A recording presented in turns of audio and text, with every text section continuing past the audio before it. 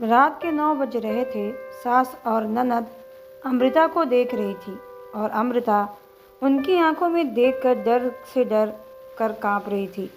उसकी सास चिल्ला कर बोली, तुम्हारी हिम्मत कैसे हुई मेरे ही घर में ऐसे कुछ करने की? 4 दिन भी नहीं हुए मेरे घर में आए तुम्हें और खुद को मालकिन समझने लगी क्या? आने दो मेरे बेटे को। तुम्हारे हाथ पैर तोड़ने के लिए नहीं कहा तो मेरा नाम सुनैना भी नहीं। पर जब तक उसका पति घर पर न आए तब तक उसकी सास खाना खाते नहीं देगी।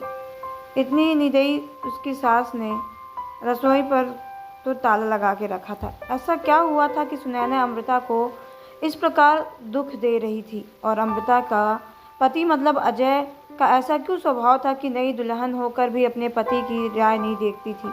अमृता की शादी अजय के 5 महीने पहले हुई थी।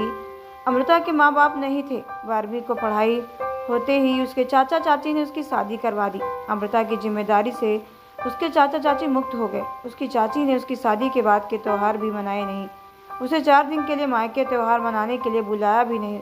उसकी शादी करके जिम्मेदारियों से मुक्त हो गए बस। अमृता के ससुराल में उसकी सास सुनैना, पति अन और ननद मोनिका, जिसकी शादी पक्की करके सगाई कर दी गई थी। छोटा सा परिवार था।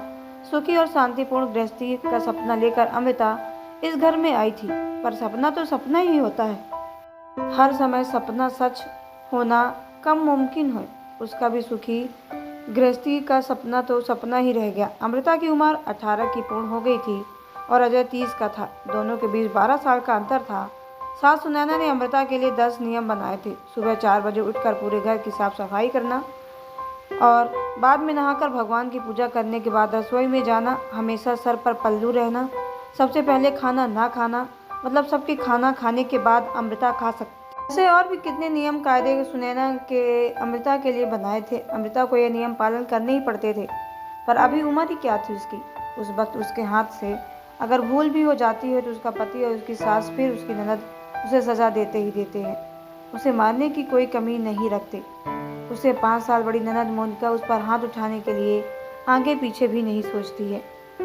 ये सब तो उसके साथ बेचारी के साथ ये सब तो चल ही रहा था। शादी को 10-12 दिन हुए थे। हर रोज अजय 800 बजे आ जाता था, पर उस दिन 10 बजे तब भी अजय आया नहीं था। अमृता को बहुत जोर की भूख लगी थी। उसने खुद के लिए थाली बनाई और रसोई में खाने के लिए बैठी। अभी पहला ही निवाला मुंह में डाल रही थी कि तभी उसकी सास ने देख लिया। उस पर उसकी सास बहुत चिल्लाई। वो अमृता से सहन नहीं हुआ। तभी अमृता बोली, मैं अभी तक नहीं आए, मुझे बहुत तेज भूख लगी इसलिए खाना खाने के लिए बैठी। सास कुछ बोलने वाली थी तभी मोनिका आगे आई और अमृता को चांटा मार दिया। तुम्हारी हिम्मत कैसे हुई मेरी माँ के सामने बोलने की? जबान कैसे चला दी तुमने? तुम्हारे घर में तुम्हें खाना नहीं मिलता था क्या? मेरा भाई तुम्हारा पति है, उसकी राय नहीं देख सकती तो क्या? अरे औरतें अपने पति के लिए क्या क्या नहीं करती। उतने में सास बोली, रहने दे मोनिका, इसको क्या संस्कार सिखा रही है? माँ बाप तो रहे नहीं और चाचा चाची ने ऐसी हमारी लड़की पल्ले बांध दी है। रहने तू, चल बाहर, मैं ही रसोई में ताला लगा देती हूँ और उसे रसोई से बाहर ढकेल कर ताला लगा देती हूँ। अमृता आंखों में आंसू लेकर बस देखती रह गई। 11:30 बजे अजय घर आया। तभी सुनैना और मोनिका ने मिर्च मसाला लगाकर अमृता के खिलाफ अजय को भड़काया।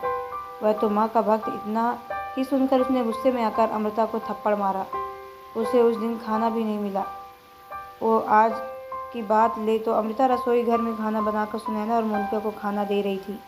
दोनों हॉल टीवी में रोटी देखते देखते खाना खा रही थी और इधर अमृता एक एक गर्म रोटी उनको परोस रही थी। आज सुबह अमृता को सिर्फ एक ही रोटी उसके खाने को दी थी। अमृता बहुत ज़ोर से भूख लग रही थी, पर अजय तो 10 बजे से पहले ही आने वाला नहीं था।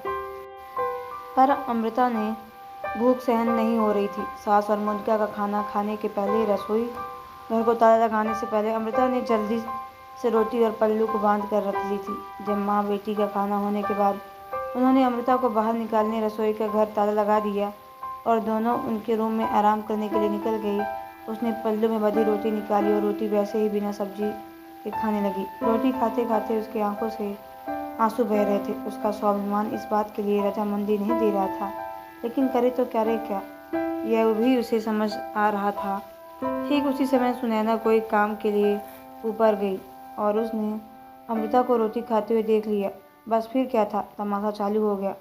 और उस वजह से अमृता भगवान से प्रार्थना कर रही थी कि अजय घर पर आए ही नहीं, क्या पता आज वो क्या करेगा।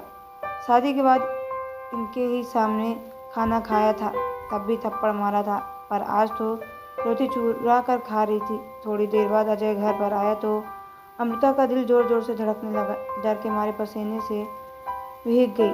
कुछ ही मिनटों बाद अचानक से अजय की ओर जोर से आवाज़ आई, अमृता जल्दी बाहर आओ। अमृता डर कर थर थर कांपते हुए बाहर आई। देखा तो सास भी शेर की तरह उसकी तरफ देख कर गुर्रा रही थी। मोनिका ही मन मुस्कुरा कर देख रही थी और अजय की आंखें खून के जैसे गुस्से में लाल हो गई थी। जैसे ही अमृता अजय के सामने आई, उसने उसके बालों को पकड़कर जोर से ढकेल दिया। अमृता बहुत जोर चिल्लाई, तेरी इतनी हिम्मत कैसे हुई, तू अपने घर में चोरी करती है? रुक तो मैं अभी बताता हूँ। बोलते बोलते अजय ने अपने कमर का बेल्ट निकाला और अमृता को मारने लगा। अमृता जोर जोर से रोते हुए दर्द से चिल्लाते हुए उससे माफ़ी मांग रही थी। उसके पति को और घर में रहने वाली दोनों औरतों को उस पर दया नहीं आई। अमृता को सहन नहीं हो रहा था, तभी उसने अजय को धक्का दिया और घर के बाहर भागने लगी। तभी अरे पकड़ो उसे, बाहर कहाँ चली गई? सुनैना अजय को बोली। तभी अजय बोला, जाने दो, माँ भागकर कहाँ जाएगी? कहाँ उसे पालने के लिए उसके मायके वाले हैं जो उसे संभाल लेंगे। आएगी वापस घूम के यहीं, पर जाने दो उसे।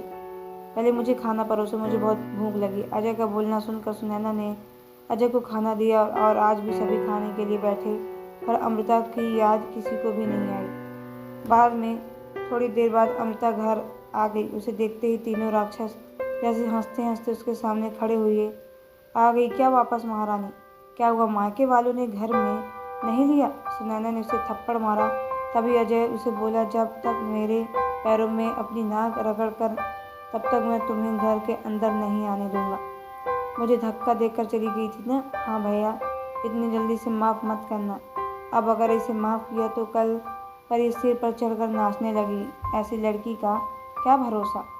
अरे भरोसा तो अभी हमें तुम पर भी नहीं हो रहा है। अपने भाभी का सम्मान नहीं कर सकती, वह लड़कों हमारे घर का क्या मान बचाएगी? अचानक अमृता की पीठ के पीछे मोनिका के होने वाले ससुर की आवाज़ आई और वह अंदर आए। उन्हें देखते ही तीनों के चेहरे के रंग ही उड़ गए। अरे समझी जी, आप कब आए? सुनैना साड़ी ठीक करके माथे पर पल्लू लेकर बोलने लगी, उसी वक्त आए हैं जिस वक्त आपकी बहू रास्ते में डर कर इधर से उधर भाग रही थी। अच्छा हुआ अभी से ही तुम्हारा असली चेहरा हमें दिखा दिया। मैं आता नहीं तो हमारे घर की बर्बादी हो गई होती। अगर ऐसी बहू हमारे घर आई तो मोनिका के होने वाले ससुर उसकी तरफ हाथ दिखाकर बोले, नहीं नहीं, आपको कोई गलती फहमी नहीं है। पापा आप अंदर तो आइए, मैं आपको सब समझाती हूँ। मोनिका ऐसे बोली तो उसके ससुर बोले, कौन पापा? इसके पापा। माफ़ करो, हम आपके साथ कोई भी रिश्ता नहीं करना चाहते और आपको जो समझाना है ना वो बाहर खड़ी पुलिस को बताना। अचानक पीठ के पीछे पुलिस अंदर आ गई। पुलिस को देखकर उन तीनों की बोलती ही बंद हो गई। क्या बोले कुछ समझ नहीं आ रहा था। तभी सुनैना नर्म आवाज़ से अमृता को बोली, अरे बहू, छोटी बात पर कोई पुलिस को बुलाता है क्या? छोटी सी गलतफहमी हो गई है ना। और ऐसी छोटी बड़ी परीक्षा हर एक औरत को शादी के बाद देनी पड़ती है। और ये तो तुम्हारा ससुराल है ना, ससुराल वालों को मान रखना तो तुम्हारा कर्तव्य है बेटा। माफ़ कीजिए सासू जी, मुझे ऐसी परीक्षा देने का कोई शौक़ नहीं है। मैंने शादी थप्पड़ खाने के लिए नहीं की थी। और ऐसा कैसा ससुराल जहाँ मुझे रोटी भी चुरा कर खानी पड़ती है। मेरा मायका नहीं है, पर मैं कमज़ोर नहीं हूँ। अभी भी यही संस्कार अपने बच्चों को जेल में देना। अंत पुलिस में उन तीनों को पकड़कर जेल में अंदर डाला। मोनिका की ससुराल वालों ने शादी तोड़ दी और अमृता को एक स्वयंसेवक संस्था के आने जाने का मार्ग दिखाया। अमृता संस्था के साथ में काम करके लोगों को घर में होने वाली घरेलू हिंसा के बारे में जागरूकता फैलाने लगी। उसने अभी सही मायने में ज़िंदगी की नई शुरुआत की। तो दोस्तों, आपको ये स्टोरी कैसी लगी कमेंट बॉक्स में ज़रूर बताएं। अगर आप हमारे चैनल पे नए हैं तो चैनल को सब्सक्राइब करके बेल आइकन को प्रेस कर लें ताकि आने वाली सभी वीडियो का नोटिफिकेशन आपके मोबाइल में सबसे पहले पहुंचे, क्योंकि मैं ऐसे ही वीडियो आप लोगों तक लाती रहती हूँ। तो चलिए मिलते हैं नेक्स्ट वीडियो के अंदर, तब तक के लिए धन्यवाद।